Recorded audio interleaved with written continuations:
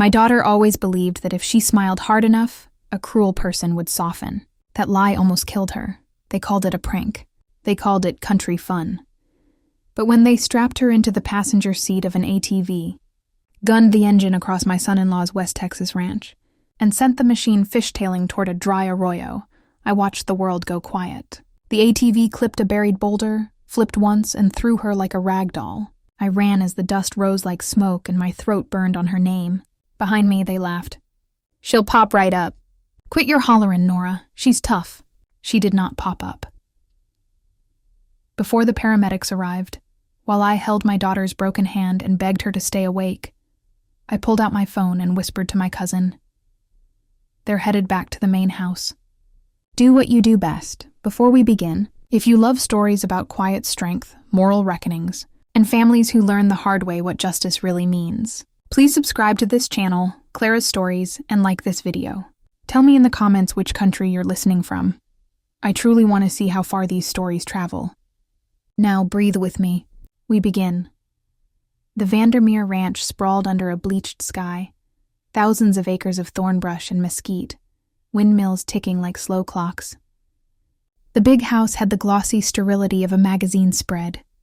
Long porches, pale stone, an American flag snapping in the dry heat. It was all controlled, all expensive, and yet it felt as warm as a walk-in freezer. I sat a little apart on the veranda in a wicker chair with a split arm, watching my daughter, my Wren, play hostess. She slipped between her husband, Colt, and his father, Luther, pouring bourbon, laughing at jokes that didn't deserve breath. Her smile had that overbright clink to it, like glass that's about to crack. Wren has a habit of apologizing for other people's sharp edges. She learned it as a child from me, I suppose, in the long years when I mistook politeness for peace. "City girls overdressed," Luther drawled, eyeing Wren's jacket. The evening wind had a bite. "What y'all so scared of? A little dust never killed anybody." "I'm fine, Mr. Vandermeer." Her voice was light. Too light. "Just got chilly." Colt smirked and tossed his empty glass. "Let's show Nora's girl a real ranch welcome. Ride the gullies. Feel the wind." He snapped the ATV keys off a hook. "You ever flown, Wren?" "Colt," I said sharply. "She doesn't need—" "Relax, Nora," Colt said, teeth flashing. "Gonna make a country woman out of her yet?" I stood, the wicker chair scraping across the boards like a reprimand. The sound died against the vastness. Luther gave me a thin smile that didn't touch his eyes, and the men herded Wren down the steps. She hesitated just a second, looked back at me with a question that hurt to see, then climbed into the passenger seat, because that's who she is. A peacemaker, in a room full of sparks. They were barely 50 yards out when Colt gunned the throttle and drifted the ATV toward the arroyo. I started walking fast, running. The breath sawed in and out. The land swayed. And then the boulder, the brief suspension in air, the rollover. I will hear that dry thud for the rest of my life. I slid to my knees beside my child. A thread of blood ticked down her hairline into her ear. Her eyes fluttered. "Mama?" she whispered, the word dragging over gravel. "I'm here, baby. I'm here."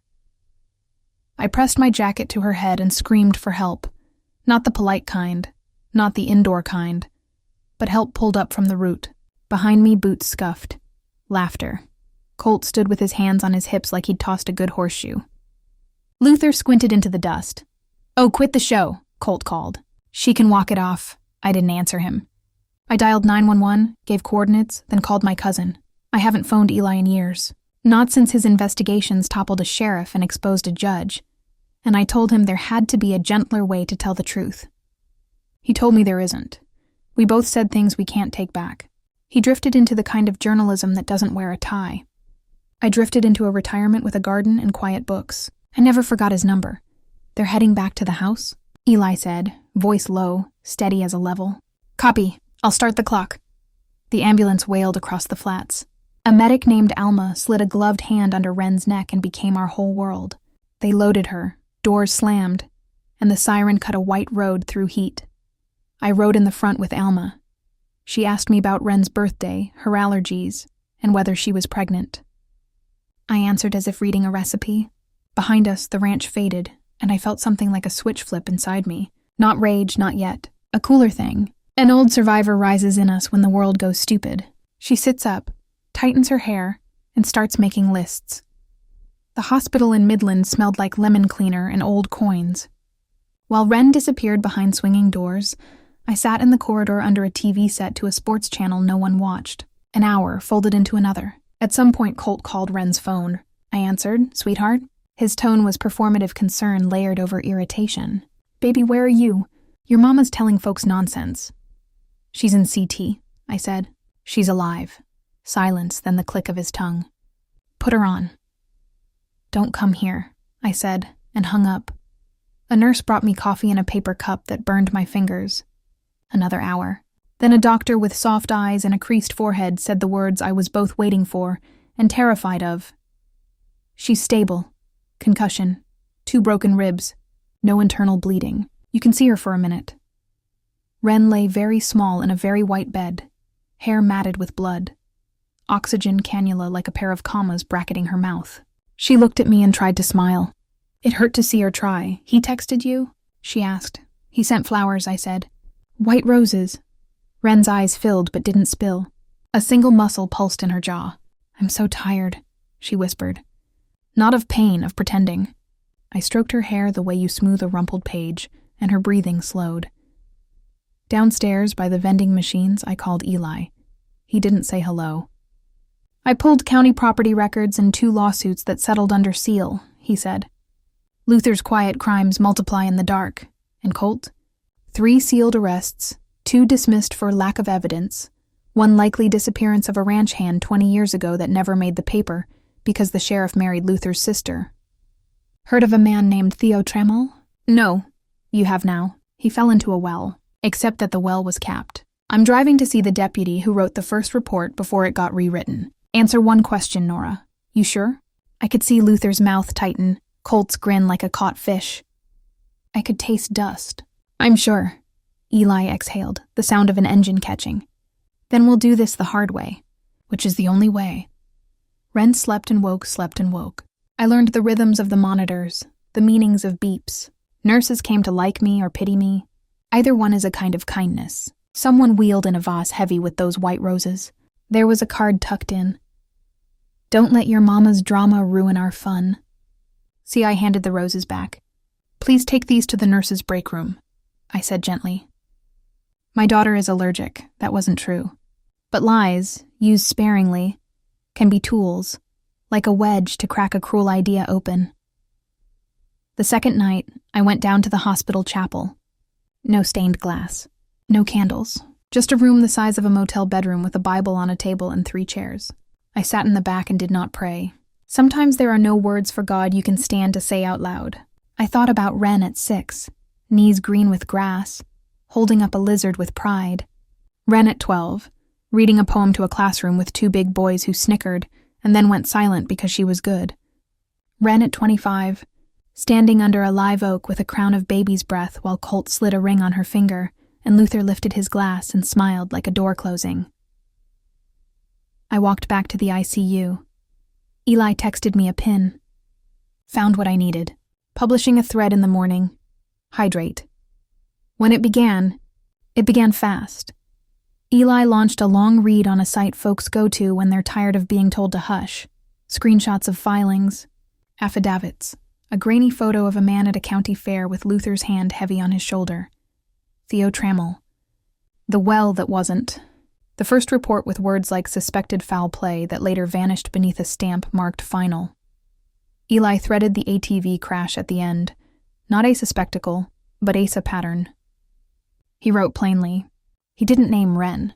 He called her a woman who believed kindness could change a wolf. Within hours, a Dallas station picked it up. Then a national show called. Then the Attorney General's office. The old deputy who'd written that first report cried on Eli's recorder.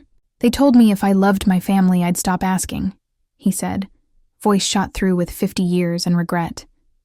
So I stopped. Been sick ever since. By afternoon, 2 unmarked pickups rolled up the Vandermeer Drive. Luther answered in a dress shirt and no tie. He laughed in someone's face, then turned a color you don't find on fruit anymore. Colt tried to leave out the back. He did not leave. I didn't rush to the TV. I stayed beside my girl and refilled her ice chips and asked if the light was too bright. The nurse with the gentle hands adjusted the drip and asked whether we'd like a chaplain. Wren said no. "I've got my mother," she said. It sounded like a prayer. Colt called once more from a number that wasn't his. "Wren, baby, this was all a big misunderstanding. Folks want to hurt us. You know how they are." He slipped into "I love yous" like a man fishing in a pocket for a coin he forgot he spent. Wren handed me the phone. I listened to him talk to a silence that didn't care. Then I said, "We'll send someone by for the dog." There are moments when you feel the axis tilt. The noise on the TV gets farther away. The clock stops insisting. You smell hospital coffee and hand soap and the ghost of roses. And you understand that some bridges burn clean and bright and leave a space where a better road will go. 2 days later, a detective asked Wren if she wanted to make a statement. She said yes. She told the truth without embroidery. She didn't use words like prank or accident. She used the words I saw and then and when. She did not cry. The detective kept glancing at the bandage on her temple like it was the moon, and he wasn't sure how to look straight at it. Eli came by at night, shoulders dusted with miles. He stood awkwardly by the bed with a brown paper bag. "Contraband," he said. "Inside peach rings." Wren laughed and then winced and then laughed again because pain and relief are sisters. "You were always right," I told him under the buzzing light in the hall. He shook his head. "Nah, I'm just loud. You were always brave." "Is there a difference?" "Most days." He rubbed his jaw and grew quiet. "Nora, more's coming. Contracts, slush funds. It'll get uglier before it gets clean." "I know." I thought of white roses and red dust. Ugly is just the truth refusing to put on its coat. Spring leaned in. Wren moved from ICU to a regular room, from a regular room to physical therapy. She learned to breathe through pain and to say no when a nurse asked if we wanted the TV on. I learned how to braid hair around a bandage. We slept with the window cracked even when the wind smelled like rain and road. We got good at silence. When we were discharged, we didn't go back to the ranch. We didn't go back to the house we'd rented near it either. We drove to a small stucco bungalow on the edge of a little town with a good library and a diner that still calls you honey without irony. The bungalow had been mine once, long ago, before a ring and a move and a mistake. I kept the key on a hook for 16 years. The hook outlived the door, but keys are patient. The living room smelled like dust and history. Sun printed a square on the floor where a rug used to be. Wren walked to the far wall and pressed her palm there like you'd greet an old friend after a long trip. "You kept it," she said. "I sold it," I said, "and bought it back. Twice. Life is messy." "The bones are good." We made a list on the back of a grocery receipt. Patch roof, paint kitchen, find a couch at the thrift store that doesn't smell like sadness. We ate scrambled eggs out of coffee mugs and sat on moving blankets and watched a storm stand up over the plains like a man in the doorway. We didn't talk about trials or headlines. We talked about whether the lilac in the yard could be coaxed back to bloom, and if the stray cat who glared at us would ever forgive us for existing. News still found us. A plea here, a charge there, a sheriff who retired for health reasons. A judge who discovered the law is not a weight you can move with a phone call. Luther's mugshot did not look like power. Colt's tears at arraignment did not look like remorse. They looked like a boy who finally met a consequence and didn't know which pocket to pat for a way out. Folks asked me, more than once, whether I felt vindicated. The word tastes like metal. I felt grateful. Tired. Steady. I felt my daughter's breath on my shoulder 3 times in a night when she woke scared and tried not to wake me. I felt the itch in my palms that means it's time to plant tomatoes. I felt the porch board that always squeaked and smiled because I'd always meant to fix it and never had. One Saturday, we went to the library sale and came home with a stack of paperbacks and a child's copy of The Velveteen Rabbit, which Wren insisted we buy because the cover was worn soft by love. We ate pie for dinner. We answered 3 comments on the internet and left the rest alone. I'm not going to lie to you. Some nights the memory grabs my ankle from under the bed. I hear laughter in a voice that should have gone silent before it ever started. I see dust. I hear the thud. I remember the part of me that used to think being nice kept monsters at bay. Then I remember that a monster is just a person who never heard no spoken with a steady hand. And I practice saying it again in the kitchen to no one. For muscle memory. No. Not today. Not ever again. This is the part where I turn the story back to you. We talk a lot on this channel about what justice looks like. Sometimes it looks like a courtroom and a headline. Often it looks smaller. A phone call you were scared to make. A door you close and don't open again. A house key pressed into a daughter's palm with the words, "This is yours too." We also talk about revenge. Folks will ask if I wanted blood for blood. I didn't. I wanted the truth to stand up and be counted. I wanted the world to stop letting men like Luther and boys like Colt point at pain and call it a joke. I wanted a future where my Ren didn't have to smile so hard to be safe. Tell me what you think. Where's the line between revenge and restoring order? Between forgiveness and letting someone rewrite reality with your silence? Do you believe I should have trusted the system and only the system? Or did we do the only thing we could in a county where men think their last names are laws? I'll be in the comments. I'd love to hear where you're listening from, and which moment in this story shook something loose in you. If this touched you, please like this video and subscribe to Clara's Stories. It helps more than you know. If you'd like to support the time and research these stories take, a super thanks keeps this porch light on and the coffee warm. Most of all, share your voice. Someone's reading who needs your courage the way we needed Alma's gloved hands in the back of that ambulance. On the screen, you'll see 2 new life stories I think you'll love. There's so much more on the channel. Until next time, be gentle with yourself, say no with your whole chest, and remember, a mother's quiet is not weakness. It is the sound of a plan forming, with love and respect.